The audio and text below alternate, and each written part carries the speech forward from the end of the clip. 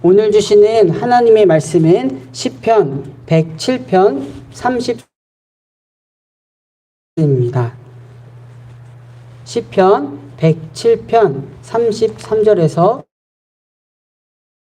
구약성경 883페이지에 있습니다.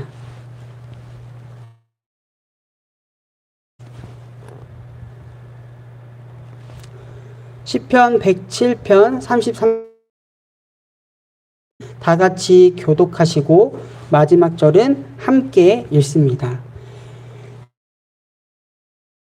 광야가 되게 하시며 샘이 변하여 마른 땅이 되게 하시며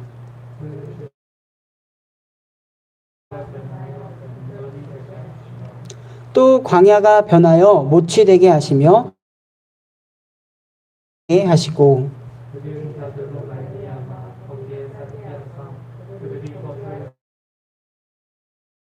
밭에 파종하며 포도원을 재배하며 풍성한 소출을 거두게 하시며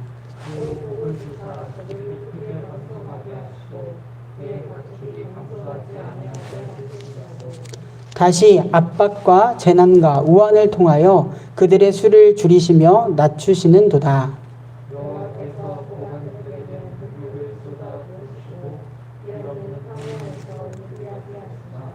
궁핍한 자는 그의 고통으로부터 건져주시고 그의 가족을 양떼같이 지켜주시나니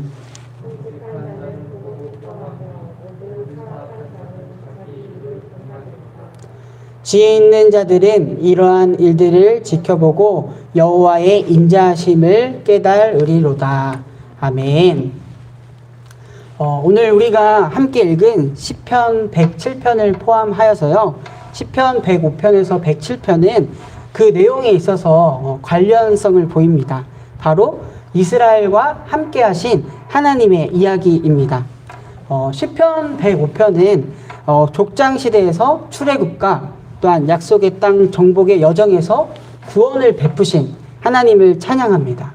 또한 시편 106편은 출애굽, 광야, 또한 약속의 땅에서 사사의 시대에 이르기까지 이스라엘 전 역사에 함께 하신 하나님을 찬양하면서 동시에 이스라엘의 죄악을 다루고 있습니다. 그리고 우리가 오늘 함께 읽은 시편 107편은요. 포로기 이후 회복에 관한 역사를 다루면서 구원하신 하나님께 감사할 것을 요청하고 있습니다. 그래서 시편 107편은요. 이렇게 시작합니다. 여호와께 감사하라. 그는 선하시며 그 인자하심이 영원함이로다. 여호와의 속량을 받은 자들은 이같이 말할지어다. 여호와께서 대적의 손에서 그들을 속량하사 동서남북 각 지방에서부터 모으셨도다. 아멘. 시편 107편의 시편 기자는 다음과 같은 사실을 분명히 알았고 공동체에게 말했던 것 같습니다. 포로로부터 귀환한 우리가 우선적으로 해야 할 일은 무엇보다도 그 포로에서 귀환을 가능하게 해주신 여호와 하나님의 선하심과 인자하심에 대해서 감사하는 것이다 라는 것입니다. 여호와의 선하심과 인자하심을 찬양하고 감사하는 고백은요. 시편 107편을 잘 살펴보면 4번의 후렴구 8절, 15절, 21절, 31절에 있는데요. 여호와의 인자하심과 인생에게 행하신 기이한 일을 인하여 그를 찬송할지로다로 반복됩니다. 이 구절을 중심으로 4개의 단락이 나누어지는데요. 그리고 이 4개의 단락은요. 각기 다른 4종류의 상황을 다룹니다. 어떤 상황을 다루냐면요. 4절에서 9절은 길에서 방황하다가 체험한 구원. 또 10절에서 16절은 감옥에서 갇힌 흑암과 같은 어둠 속에서 하나님의 선하심을 체험한 것. 그리고 17절에서 22절은 질병에서의 하나님의 선하심을 체험한 것. 그리고 23절에서 32절은 바다 광풍의 위협 속에서 구원을 체험한 것을 이야기합니다. 우리의 일상을 살다 보면 고난은 예고 없이 다가옵니다. 또한 이 시가 보여주듯 그 고난은요, 4가지 경우처럼 참으로 다양하게도 할 수 있습니다. 이러한 다양한 고난과 어려움 속에서 유일하게 구원의 길로 인도해 주는 분이 계시다. 그것이 바로 여호와 하나님이다 라고 말하는 것이 이 시편 107편 기자의 고백입니다. 이 시에서 구원받은 이들이 구원하신 하나님을 고백하기까지 다음과 같은 과정이 있다는 것을 알 수 있는데요. 그것은 바로 고통과 환난 중에서 하나님께 부르짖었고 여호와 하나님은 이 부르짖음을 들으셨고 마침내 그들을 구원하셨다라는 것입니다. 이렇게 시편 107편은 고난 중에 부르짖는 자들에게 그들을 건져주신 신실하신 하나님, 그 인자하심을 찬양하는 노래입니다. 그리고 오늘 우리가 함께 읽은 본문은요, 이 시편 107편의 마지막 부분에 해당됩니다. 우리는 본문을 통해서 하나님이 어떠한 분이시고 그리고 하나님의 그 인자하심이 어떻게 드러나는지를 알 수 있습니다. 먼저 우리가 만날 수 있는 하나님은요, 전복시키는 하나님입니다. 본문을 잘 보면요, 강이 변하여 광야가 되게 하시며 샘이 변하여 마른 땅이 되게 하시며 옥토가 변하여 염전이 되게 하시며 다시 광야가 변하여 모치 되게 하시고 마른 땅이 변하여 샘물이 되게 하시는 하나님을 만날 수 있습니다. 긍정적인 상황을 부정적인 상황으로, 또한 부정적인 상황에서 긍정적인 상황으로 이렇게 완전히 다른 상황을 바꾸실 수 있는 분이 바로 하나님이다라는 것을 알 수 있습니다. 이 시편 기자의 고백을 통해서 분명하게 알 수 있는 것은 모든 상황이 하나님께 있다라는 것입니다.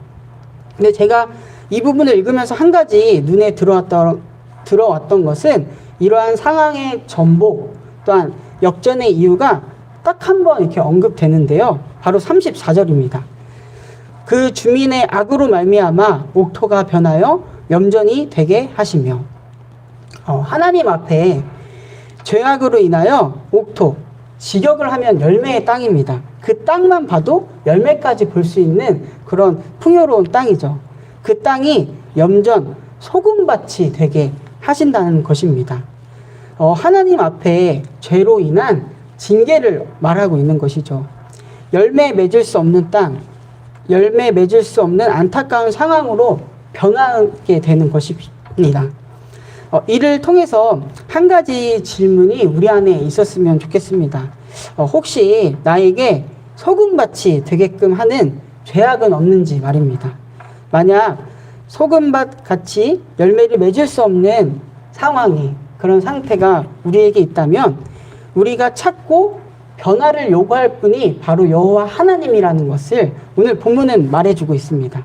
모든 상황을 주관하시고 바꾸실 수 있는 분, 광야도 모치되게 하시고 마른 땅이 변하여 샘물되게 하시는 그 하나님께 구하고 찾고 그런 모습이 우리에게 있어야 할 줄로 믿습니다. 또한 이어서 우리는요, 줄인 자, 궁핍한 자에게 관심하시고 정직한 자를 기뻐하시는 하나님을 만날 수 있습니다. 줄인 자에게는 살게 하실 터전을 허락하시고 또한 풍성한 소출을 수확하게 하시고 복을 주사 번성하게 하십니다. 또한 궁핍한 자는 그가 겪고 있는 고통으로부터 건져주시고 가족까지도 지켜주시고 돌보아 주십니다. 또한 하나님께서는 정직한 자를 보고 기뻐하십니다. 반면에 높은 자들에게는 능욕을 부으시고 그들의 길 없는 황무지에서 헤매게 하십니다. 또한 사악한 사람들은 그 할 말을 막게 하신다고 하시죠. 이러한 하나님의 활동을 통해서 우리는요, 하나님의 일이 정말 모든 사람에게 미친다라는 것도 알 수 있습니다. 지금도 모든 이들이 하나님의 섭리 안에 살고 있습니다. 또한 우리는 하나님의 관심이 어디에 있는지도 알 수 있는데요. 바로 줄이고 궁핍한 자에게 관심이 있으시구나라는 것을 알 수 있습니다.